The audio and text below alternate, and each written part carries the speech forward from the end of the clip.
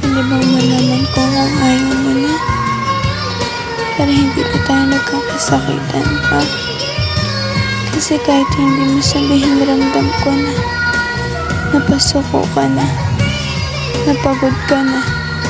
May karapatan naman akong malaman, diba? Kahit alam kong masasaktan ako. Kung yun talaga yung gusto mo, handa na ako. Hinihintay ko na lang yung totoo.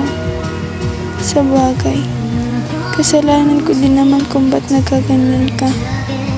Alam mo, mas mabuting tapusin na lang natin tong relasyon na to. Para matapos na rin yung paghihirap nating dalawa. Kung hindi na talaga natin kaya, pakawalan na natin yung isa't isa. No more pain, no more overthink, no more rules to each other. Malaya na tayo sa sarili nating kadena. Ito na lang ang masasabi ko sa'yo na mahal